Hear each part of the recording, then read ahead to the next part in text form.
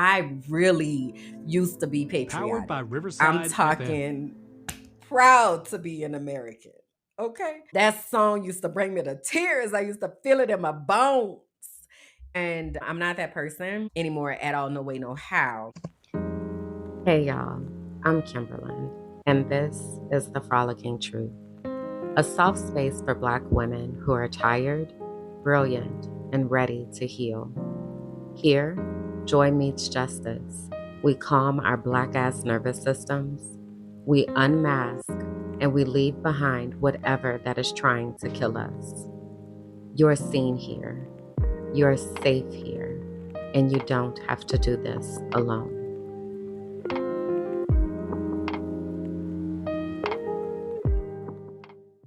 Hey y'all, my name is Kimberland, and this is the Frolicking Truth for Black women who are tired, brilliant, and ready to heal. Come in, find a comfortable spot, get settled, grab a notebook or something, grab something to drink, sit down. All right. It's a lot of things that we need to talk about. And also, let me just state that if you don't identify with any of those descriptors, that is absolutely okay. You are still welcome here. I just ask that you come in a spirit of learning and sharing and figuring out how you can support. Ultimately, in this space, we are focusing on joy, justice, and free nervous systems. Hello, somebody. All right. So I want to kind of be intentional in saying a few things. So here with me in the space, there are people who are watching and helping to shape the show with me. So that's my BTS people, my folks that are on the VIP list, my folks from the inner circle, and that comes through access to my Patreon. So I did want to say that because I might be talking to people while I'm talking, and that's who I'm talking to. All right. But also, you have a chance to be able to still interact with me when I actually publish and premiere the show. So the new episodes drop on Saturday mornings at 11 a.m. Central. And during that time, there's also a live chat that you're able to participate in. So that way you can talk to me, you can talk to others, you can ask questions, you can build community. And it's really an opportunity for us to be able to connect because that's why we here, is to connect. And because I am a global citizen, I have connections all over the world, so that is an important community to be a part of, especially for those of us who may be looking for other options for life right now.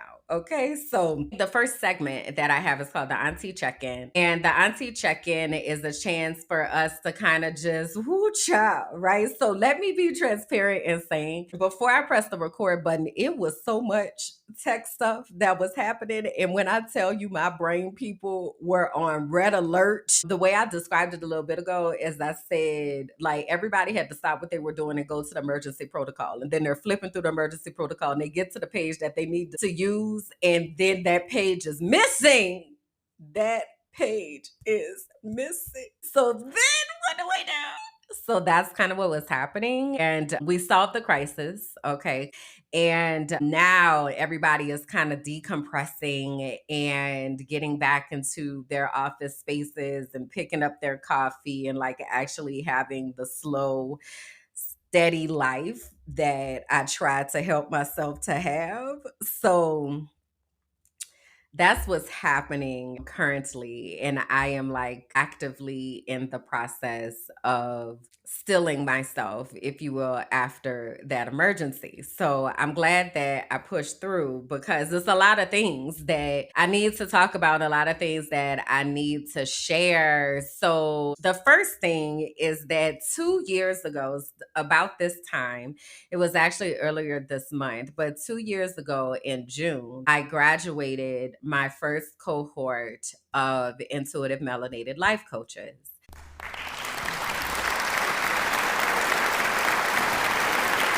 So there were 5 people across the world that got their life coach certifications, and we completed an intensive process because I have realized I am a teacher and I really should call myself a professor because the way that I teach is really to build critical thinking skills and self sufficiency in learning, which is very different, if you will, from teaching because it's more like facilitating. But anyway, it's a lot of brain power that goes into that, right? So they completed that process and got their certifications. It was pretty much the first 6 months of the year.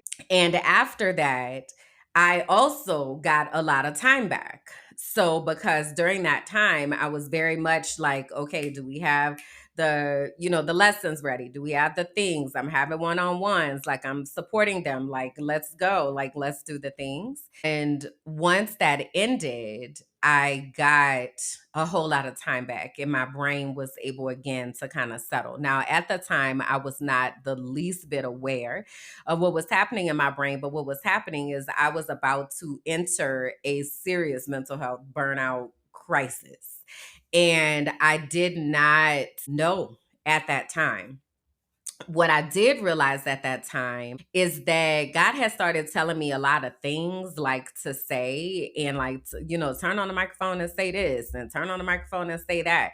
And it was interesting because at the time I was still with Beautiful Brown Girls and I don't think I was journaling, but for some reason God like led me to record myself in my closet.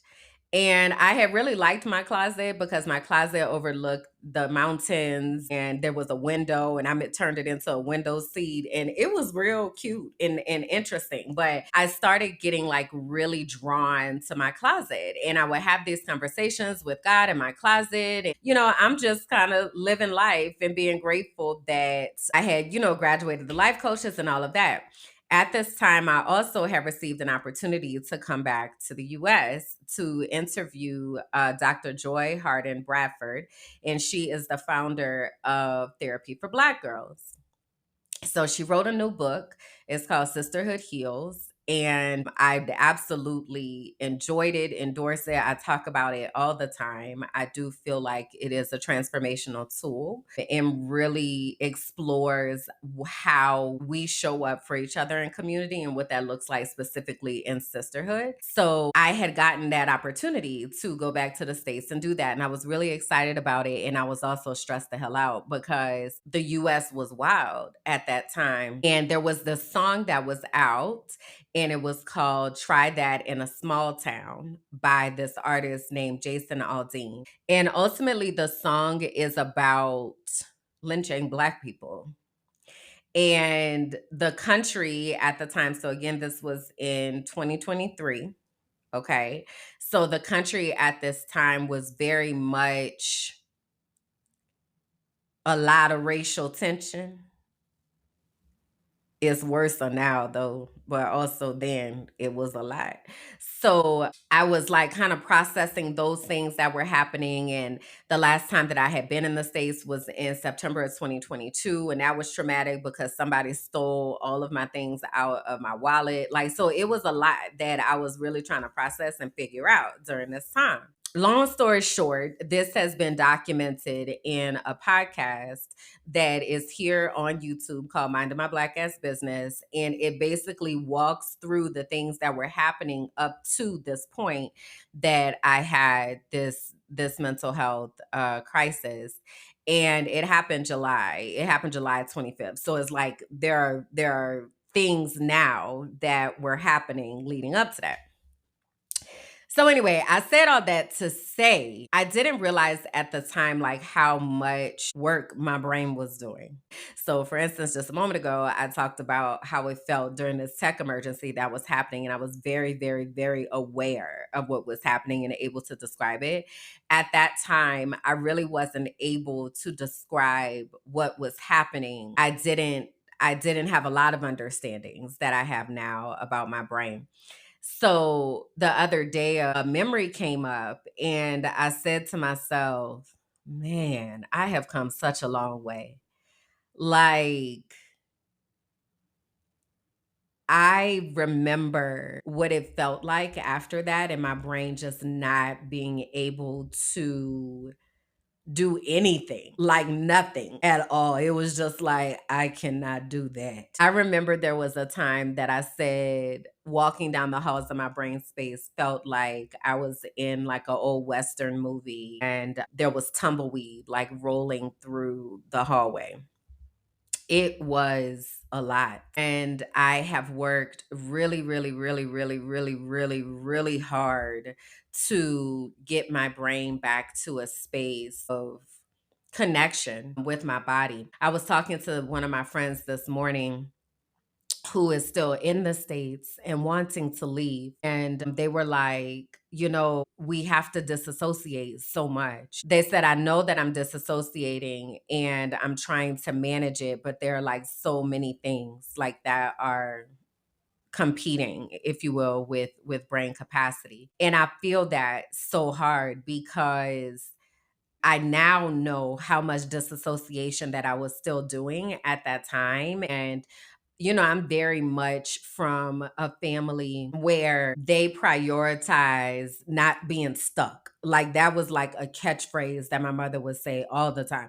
Don't be stuck. Forward. We're moving forward. Keep it moving. Like all the time. So if you ever wanted to discuss like what was actually happening with you in life, that was not a thing. Like it wasn't a thing to be able to say, I'm having difficulty with this, or I'm trying to understand or process this. Or when you did that, it caused this type of you being stuck, you stuck in the past, move forward, forward.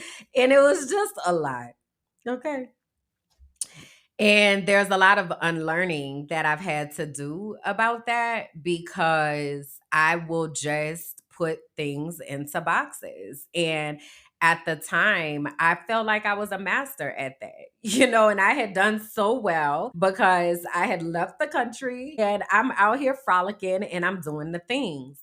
Well, when my brain got quiet, and I went back to the US and felt the energy that was building in the US. All of the stuff that I had stuffed into all those boxes for all that time, because I'm moving forward, started falling out the boxes. And it has been an incredible amount of work to actually start picking everything up and choosing not to necessarily put it back into boxes, but actually take time to like read through it and look at it and process it and name it and call it. And that has been it's been a lot. I know I say that because interesting and a lot are like my two phrases where I don't really know what to say, and it could be interpreted in so many different ways. So I just kind of use it as a thing because I don't even know how to process it. Jasani said emotional bypassing. That feels accurate. So yeah, I've really just been trying to focus on myself and focus on being fully in my brain and in my body. And it even sometimes causes conflict because I have the ability at this point in the exercise of feeling to allow myself to feel and to not get stuck in those feelings. Sometimes I have to reserve my feeling for times that I have capacity for it, but I have allowed myself and given myself the permission to feel when feelings come up. So, like this morning, one of my friends messaged and said, how are you doing? And we had been talking about them. And naturally, that's my question all the time, especially for people that are in the States. How the hell are you? Right. So we kind of named a few things. And then they said, how are you doing? And I actually took the time to answer with integrity. And as I was typing, the tears were just falling because it's a lot. Like I named the grief that I feel right now. It's interesting that I have been talking less about certain things while talking more about other things. But the way that I've decided to talk has really changed because I see I'm on the outside, right? I'm on the outside of the system, and I've been on the outside of the system for 4 years now. So outside of the system, I'm able to see what's happening. And I'm going to get more into this in a second, but I can't unsee what I see. So what it causes me to do is be like, hey, sense of urgency. Hey, y'all, what we doing? What we doing? Right? I can help you. Like, you can do this. Like, what we doing? And everybody isn't really ready to accept what is happening. So it comes across from me like I am being pushy, or I am asking people to show up in ways that they're not ready to show up. And that could be for various reasons. It could be that they don't want to, it could be that they don't know how, it could be that they're paralyzed by fear, it could be a myriad of reasons. But what happens is it makes it seem like I am the issue because I'm the one who keeps pointing out what's happening. And I don't want I don't want my actions to be interpreted that way. So I really have just been like, let me just stop talking. Because I have been talking about this since 2020. So let me just be quiet because I don't know what else to say or do. So what that leads to is me leaving certain spaces, me accepting that there are people that I care about that are about to have a very difficult time because life in the United States right now is on a rapid decline. So I'm watching this happen. And you know what's interesting is I'm sitting here thinking about this. You know what it feels like? It feels like, so I'm from New Orleans. And when Hurricane Katrina happened, I was living in Tampa, Florida. And I don't know if I've ever talked about this story. I know I have talked about this, but I don't know where I've talked about this. So I'm going to give a very brief overview, but I also at some point I'm going to have to dedicate actual words to this situation. So Hurricane Katrina happened August 29th, 2005. This will also be 20 years. This shit is wild as fuck. Okay, so anyway, around 4th of July, 2005, 20 years ago, I went home for Essence to have a reunion with my sorority sisters. During that time, it was 2005, so I was already living in Tampa. So I had been living in Tampa since 2003 because I moved to Tampa after I graduated from college. But I was coming home because there was a lot of stuff that was happening at home. And I was coming home to check on my brother, who, if this was 2005, so he was about 15 or 16. So I was coming to check on my brother because my parents, it was a lot. It was just a lot that was happening. So anyway, on that trip, I wound up having to go to the house during the Essence Festival part of things because both of my parents got arrested. And they got arrested because my mother is someone who likes to provoke violence and she likes to escalate situations. And she escalated a situation to the point of the police needing to be called, but she also lied to the police about what happened. And then the police were taking my dad because of some parking tickets, and they were like, hey, you need to go back in the house and get like shoes and put clothes on. So they tried to get her to say it was okay for him to go back into the house to get the things so that he could go see about the tickets and all that kind of stuff. And she slapped the police officer's hand and she was like, I ain't signing shit. So then they arrested her for assaulting a police officer. So all of that was happening while I was at the Essence Festival watching John Legend and Alicia Keys on stage. And then I got a phone call and my dad's mom, my brother's grandmother, was like, you need to come back to the house because both your parents got arrested.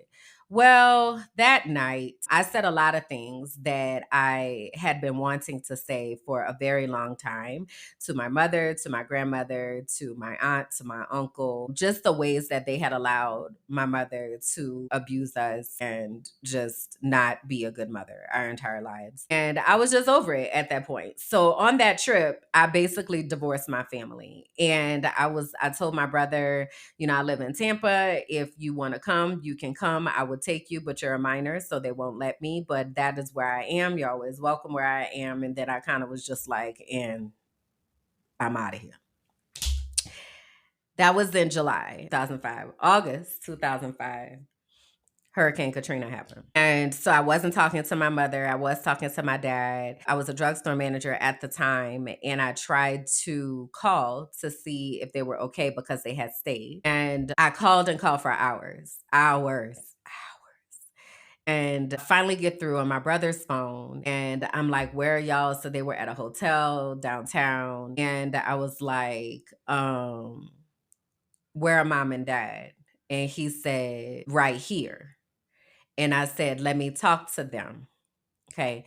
Now, my brother's father, my dad, is not my biological father. Okay. So when I'm talking to my brother about mom and dad, these are his parents. These are both of his parents, right? At the time, I feel like my brother had a better relationship with my dad than he did with my mom, who is his father. So when I said, let me talk to them, he gave the phone to my dad.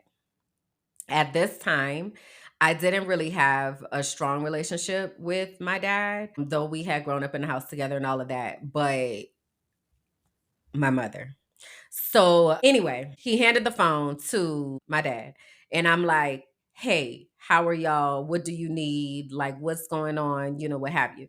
My dad, I learned later, went to school to be an electrical engineer. Never knew. But anyway, he was always hot wiring some shit. So he was always putting stuff together. Like, we had TVs in the car before TVs in the car were a thing. Like, he just knew how to do that stuff.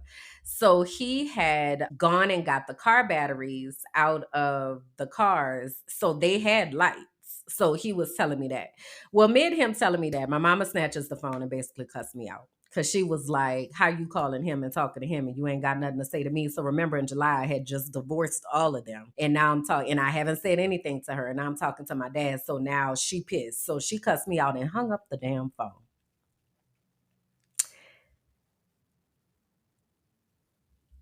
That is what it feels like right now. It feels like I have tried like for so long to get people to see the things, and I'm calling and I'm trying to tell you like all the things, and then people hang up the phone.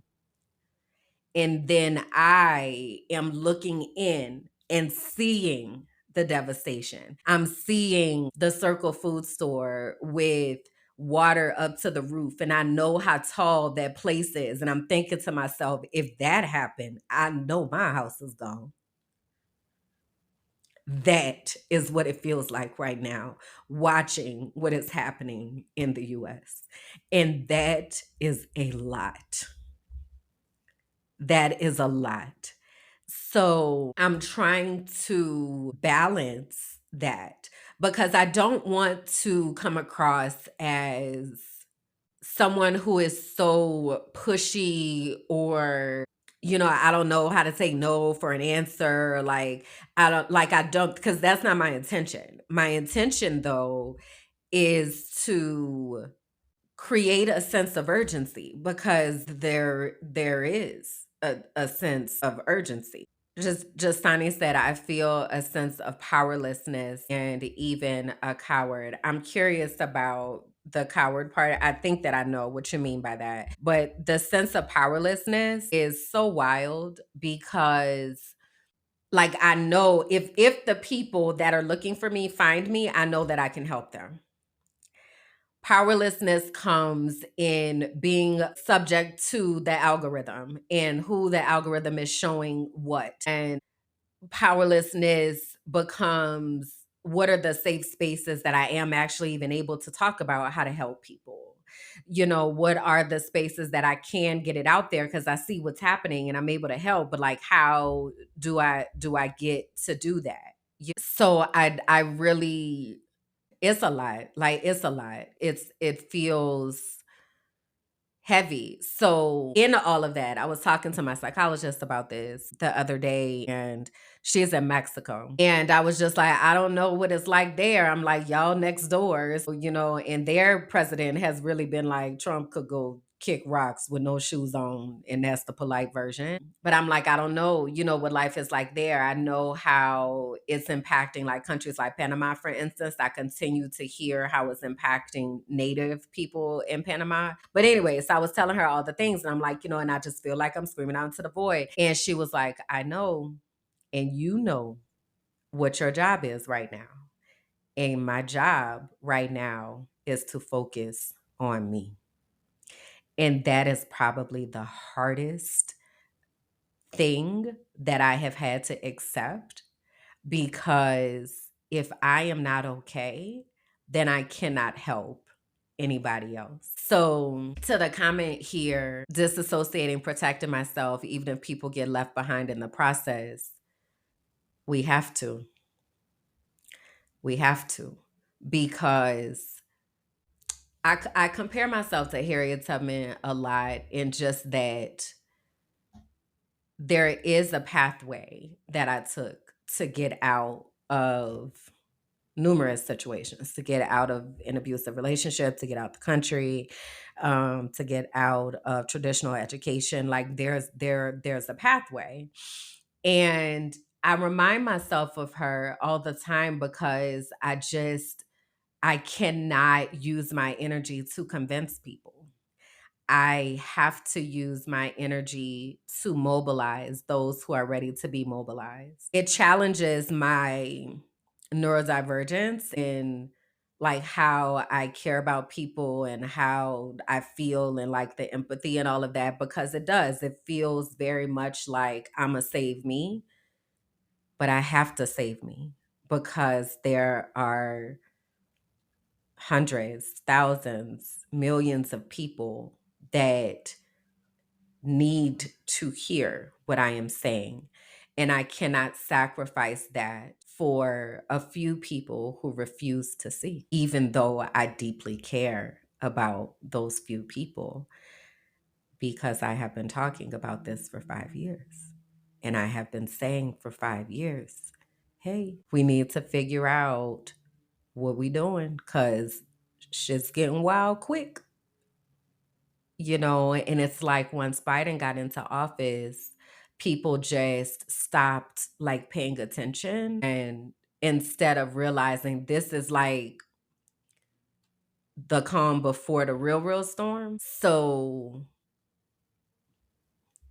people who refuse to hear me, yeah, because it's a lot of that. It's a lot of that that's happening.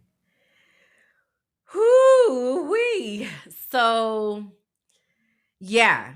So that is how I have been. That is what I have been processing, and how I have been directing my energy. It really has been back into my routines, and drinking my tea and ensuring that I go to sleep when I say I want to go to sleep, and really just protecting my energy as much as possible. And I talked last week about my role in all of this is to be a healer. And because I am a healer, I cannot be so absorbed and so overtaken by the foolishness and fuckery that's afoot. But I also have a responsibility to talk about it.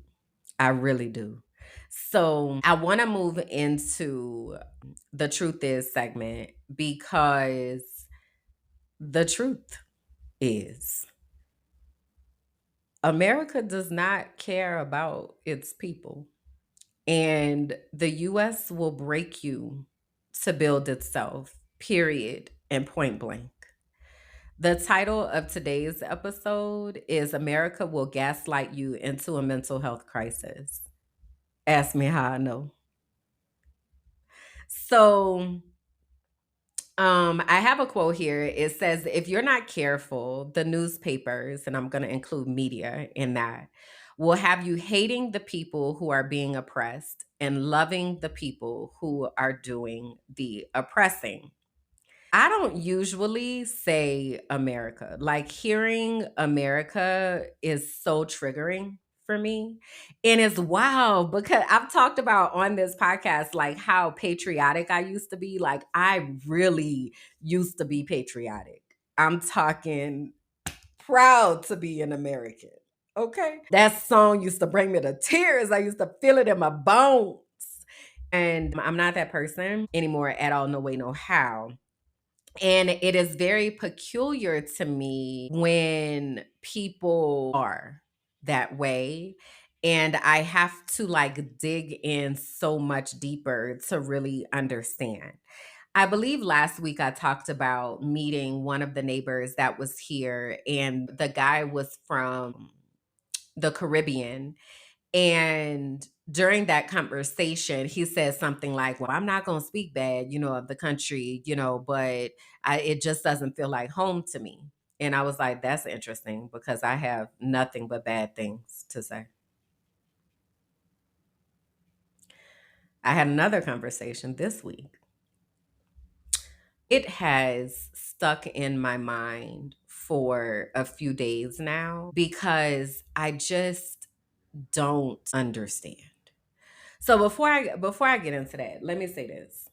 That I don't know if y'all have seen WandaVision. It's a Marvel series and it's based on Wanda, who is the Scarlet Witch in Vision, and they're married. And at first, it's kind of like, what is happening? Because it's kind of set up like sitcoms, and like it starts in the 50s in black and white, and then it moves into like the 70s in color. And like it's a really interesting situation.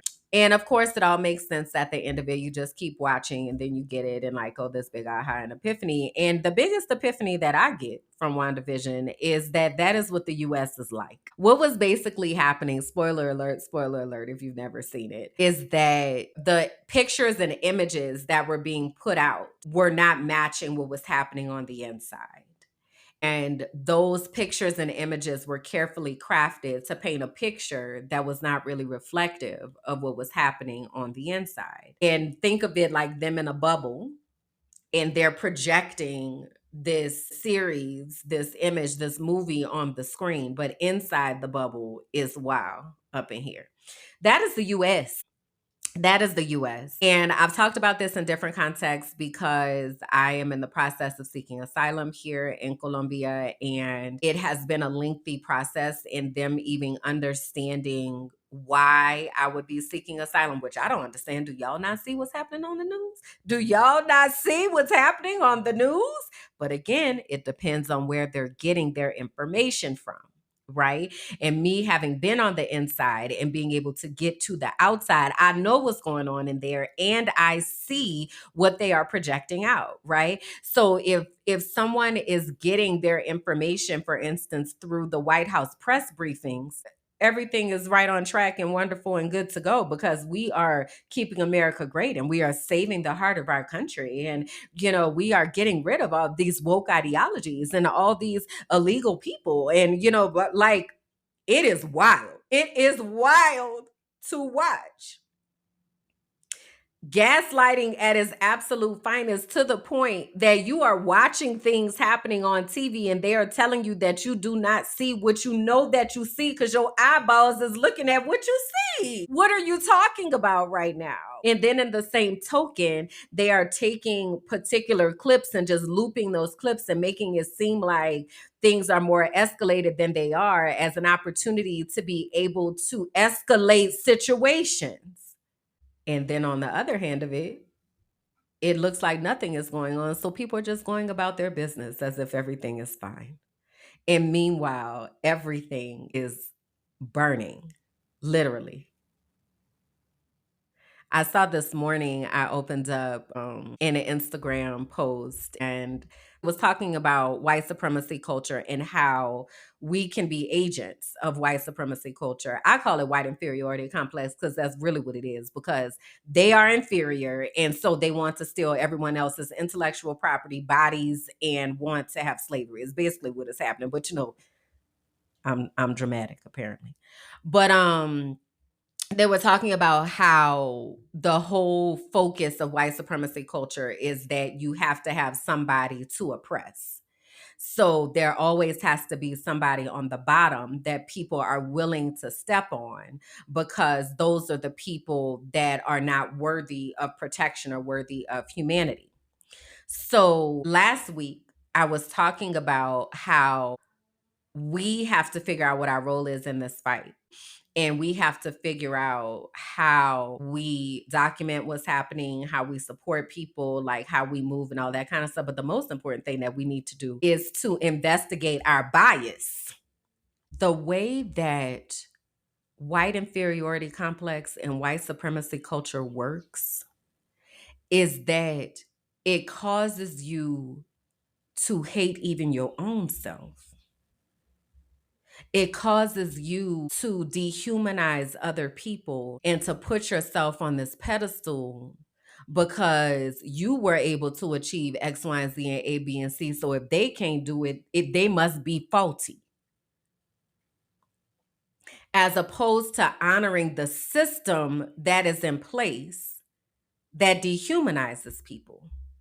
We don't voluntarily align ourselves with patterns and behaviors that we know are causing harm because I feel like I'm better than somebody else. And the reason that you feel like you're better than somebody else is because you have internalized this manufactured bias about other people and created an opportunity for you to be able to step on others. And so I said I was going to get back to investigating bias, because what does that mean?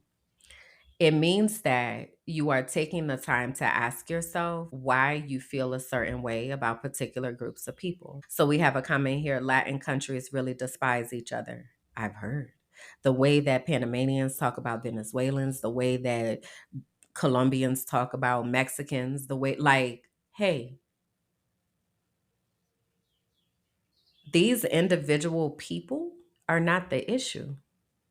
It is the system that is causing people to come against each other. And that benefits the system. Because if y'all keep fighting down there, remember we talked about brain research and we talked about what happens when you're in survival mode. So if you're in a state where you are consistently triggered and can't feel safe, that means you also can't connect with people and see the empathy of someone's humanity.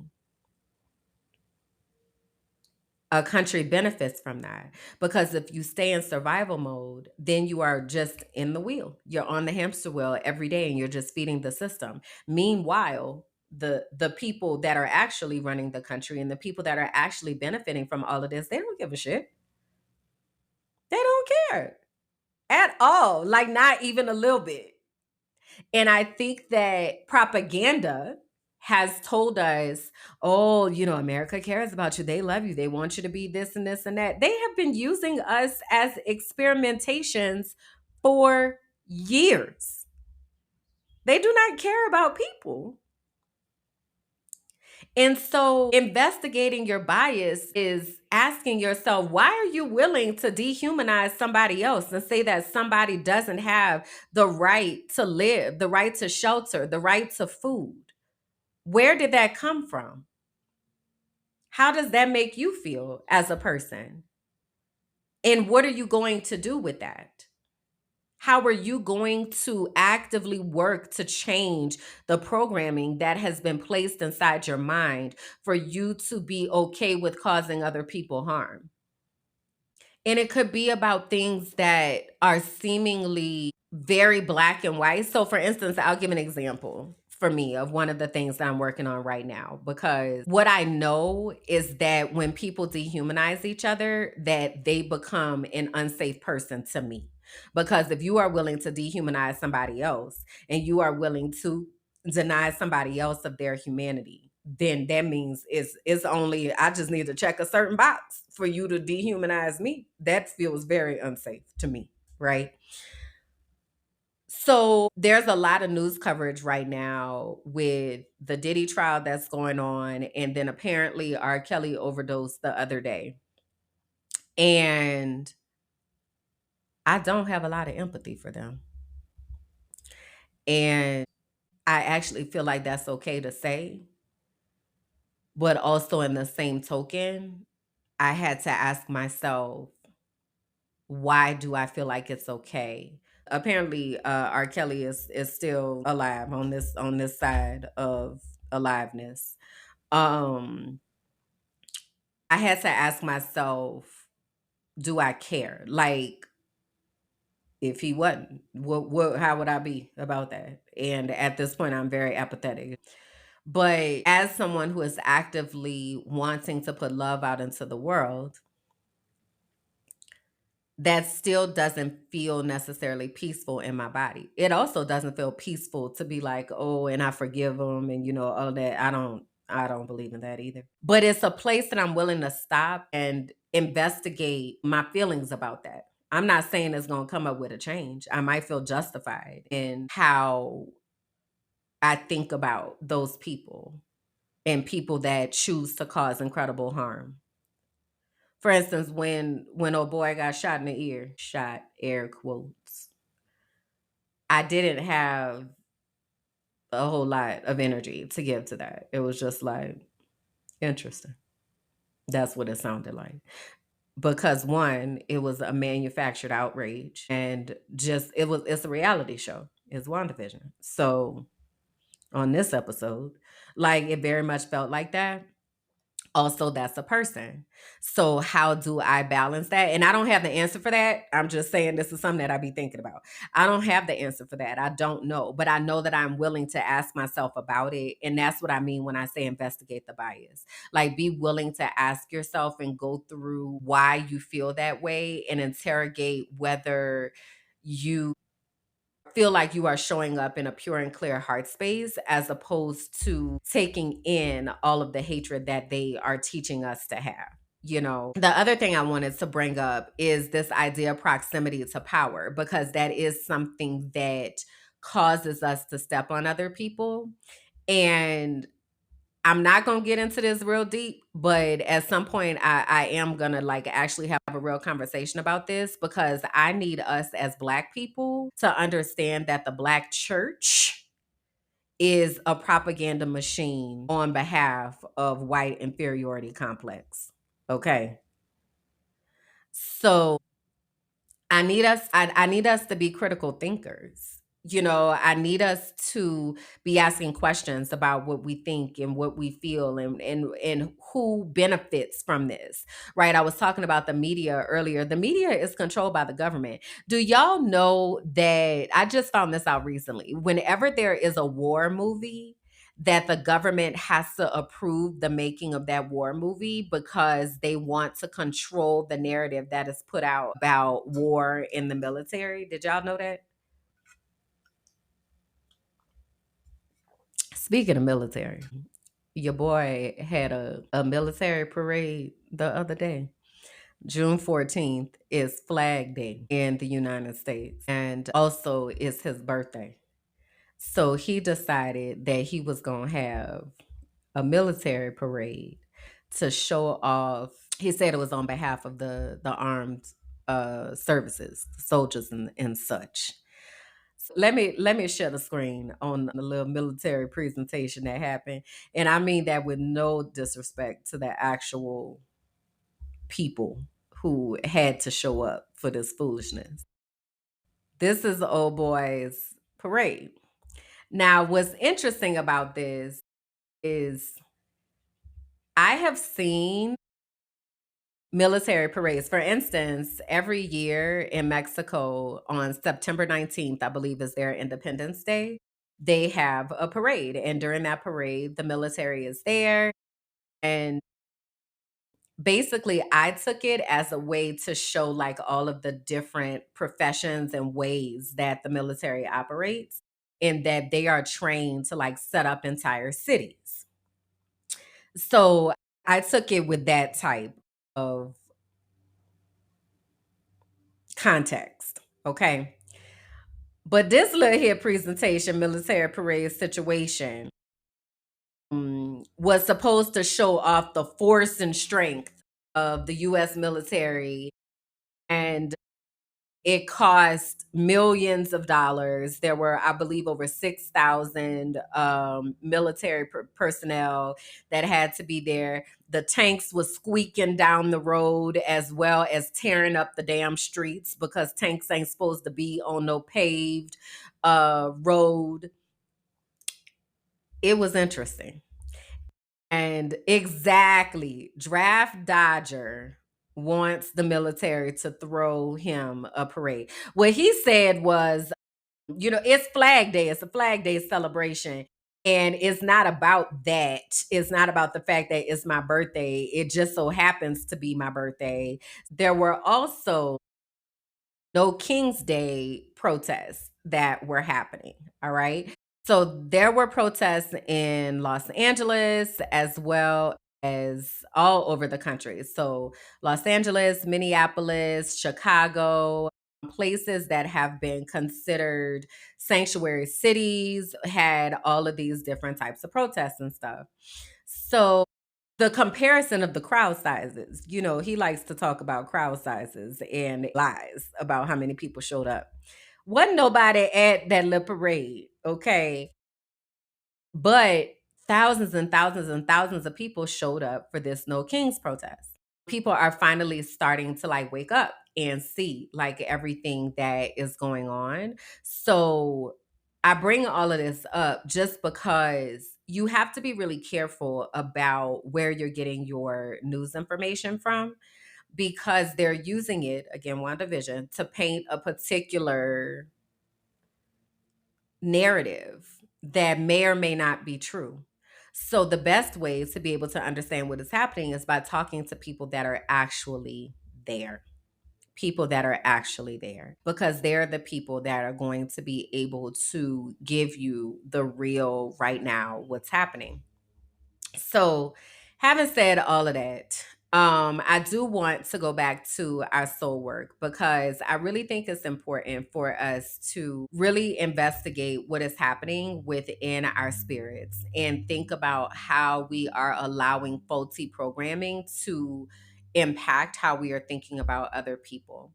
So, I want you to ask yourself, what parts of yourself or other people do you feel like you have thought about as defective, or you've punished, or you have policed? And what might actually be going on there? So, for instance, one of the things that I used to pathologize with myself is I always got some shit to say. I'd be like, I always be having something to say all the time. Like, why don't I just be quiet sometimes? But the purpose in that is somebody has to say it. And I'm also willing to say the things that nobody else wants to say. So, what parts of yourself have you been, or other people have you been saying, that's an issue, that's the issue?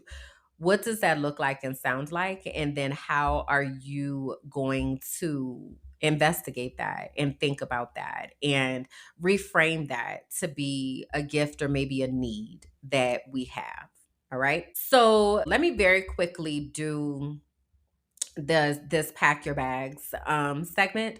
So pack your bags is really talking about movement. So that might be physical movement, spiritual movement, emotional movement, what have you. It might be about things like leaving the US or tips for moving abroad. It could also be stories that have come up or been shared. But today what I want to talk about is creating our own and what it means for things to be sustainable. So sustainability means that we do not have to rely on the government to be able to provide certain things for us that we're able to do for ourselves. It's a way to have some type of independence, as well as not having to be caught up in the loop of consumerism, consistently buying things. So, one of the things that I think is really important for us is to think about the way that we interact with our food. And what I would like to challenge you all to do is to start some type of windowsill garden or balcony garden or patio garden or counter garden. But what I challenge you to do is to, if you have food that has its roots attached. So, for instance, here, if I buy cilantro, for instance, I'm able to take that cilantro, rinse off the roots, put the roots into water, and then that cilantro keeps growing. Right? Or green onions, for instance. If you cut off the green part and save the whites, then you can put that into water. It will grow roots, and then you're able to plant that. So, that is a way where you don't have to keep going to the store to buy green onions. The green onions are there and producing for you. Maybe you have seeds. So taking a water bottle and putting some dirt into it and planting those seeds, and then allowing that to be something that you are using to sustain yourself. It's really important for us to make sure that we're building infrastructure for ourselves so that we are able to not just survive, but be okay in the midst of all of this. So, creating systems where we are able to thrive. So that is just one example. You might be someone who is a carpenter and you know how to build things, right? Well, we need you because homes have to be built, furniture has to be built, right? There are like all of these different things that are necessary for us to be able to do in order to have communities that are more independent. All right. So for pack your bags, I want you to think about what that looks like and sounds like, how you are able to create an environment for yourself to have some of the things that you need, right? I realize that, we all, for instance, I don't know how to sew clothes. That's not my mama do, but that's not a skill that I really picked up. But if I was somebody who knew how to sew clothes, that is a valuable skill because it allows us the independence to not have to go into big stores and spend money there to try to figure out how to clothe ourselves, right? Speaking of clothes, y'all, all of my clothes are too big. And I mean every single piece of clothing that I own down to my socks, too big. I'm not complaining, but also every piece of clothing that I own is too big. And I really have to like completely redo my wardrobe, but I don't really have time, energy, or resources to do that right now. So I thank God that I work from home and I don't have to have like work clothes because I don't have them. Okay. My wardrobe consists of oversized shirts, my H&M tank tops, and my H&M shorts and leggings. And that's it. That's it. And thank goodness that leggings have stretch. But once they start falling off of me, what is I'm supposed to do? Huh? But anyway, if I had the skill to be able to sew clothes, I would make myself some new clothes, right? But I don't own that skill. So this goes back to my point last week of figuring out what the skills are that you have. I know one of the folks here with me, he's a mechanic. And he was messaging me the other day and he's like, I put a radiator into the car. And I'm like, I would be so lost if I did not know how to do that. I just wouldn't drive anymore. Like it is just the biggest thing. But having those skills, I want to say he told me that he bought the radiator for like $69, but in the US, the radiators are like $250 or something like that. Like hello consumerism. So if you have the ability to have that knowledge, then you are able to create a more sustainable environment for yourself that you're not a victim to circumstances and things that are happening.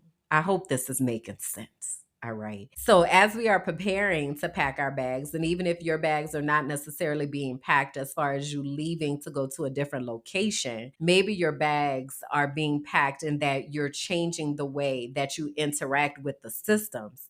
We need to be thinking about that and sourcing that so that we are able to offer those skills to others. All right. All right. I do again want to remind you about the inner circle and Patreon. It is an opportunity for you to connect more deeply. If you are looking for that, it costs $5 a month to be a part of that community. And let me let you know very clearly that those contributions go to sustain me, to sustain my work. So it is very much benefiting me and the work that I get to do as I am working to help other people connect back to their bodies and also to get out of the US. I do want to say if you are looking for ways to connect, I want to tell you a few of them because I try to make myself as accessible as I possibly can because I don't want anyone to say that money was the reason that they weren't able to get to me. Right. So the first thing is if you are looking to leave the US, you are looking to relocate, you need help making a plan. I want you to go to Finding Peace Abroad. There you are able to get on my calendar and you can schedule a strategy session with me and I can help you to build that plan to be able to execute in as little as 90 days. All right. If you are a Black woman and you are thinking to yourself, I just need to be heard, I just need somebody to understand what is happening. Maybe you are processing your neurodivergence. Maybe you are processing a toxic work environment. Maybe you are the one who feels like you're screaming out into this vacuum and nobody is listening and you need to be around other people who get it. I invite you to come to the Healing Circle. The Healing Circle happens every other Saturday at 12 p.m. So it is immediately after the premiere of The Frolicking Truth. So this is how it works. You can come to The Frolicking Truth. You can hear what I'm talking about. And then immediately after that, we meet for the Healing Circle where we actually work on strategies that are going to help us to calm our nervous system. I will say that that is a space that is exclusively for Black women. So if you are not a Black woman, please pass that on to someone who is. I'm also going to be starting the next cohort of Discover Your Destiny. So I'm going to start advertising for that in July because I'm going to start it in August. These are people that are looking to have a deeper personal relationship with God, wanting to understand your purpose, wanting to understand how God designed you so that you are able to show up in this active fight that we have going on for humanity. So Discover Your Destiny is a 10-week program where you are able to have a digital workbook. And in that digital workbook, you work through strategic exercises that help you to build a deep relationship with God and with yourself. We also talk a lot about brain research because that is extremely important when we are trying to understand who we are and why we are. So look out for that. If you go to dyd25.com, you will be able to hear other testimonies of people talking about Discover Your Destiny and how that has helped them on their journey. And if you are someone who is looking to be a certified life coach, Discover Your Destiny is the first step in making that happen. So dyd25.com, you are able to find that. Ultimately, if you go to kimberlynjackson.com, that is where I am. Everything is linked there, from minding my Black ass business to the different ventures that I mentioned. You can find out a little bit more about me and dig around on this YouTube page, y'all. It's a lot that has happened during these times and a lot that I have documented. So there are strategic playlists of me talking about what I was discovering about school improvement in Pennsylvania, before I left, and what led to me leaving the US was the advocacy work that I did in education, to moving through these different countries and what that has looked like and sounded like. So there's a lot of content that is there that I share to kind of help you understand what this journey has been like. So please do go and explore that and make sure that you have liked this video. I should have said that at the top. I'm gonna have to make another video to say that at the top, to be like, hey, like the video. And if you don't like it after, then unlike it. But when you're in, just like it. So anyway, like the video, comment, subscribe. Remember that we are in the live chat anytime that this is premiering. So if you are looking for a community, please come into the live chat to be able to do that. So that is, again, another free way that you are able to interact with me. All right. Okay, so having said all of that, let's get to our outro benediction today. And our benediction says, if you are waking up, stay awake. If you are breaking down, let it break you open. You are not losing your mind. You are finding your mission. I hope y'all receive that deeply, and I am really, really grateful that you have been here to share this space with me. Please do share it with somebody else, all right? Until next time, y'all. Bye. Thank you for listening to The Frolicking Truth, where joy meets justice and our nervous systems get free. Please be sure to like, rate, and comment. Subscribe to the YouTube page, Minding My Black Ass Business, and follow me on all social platforms. Until next time, bye.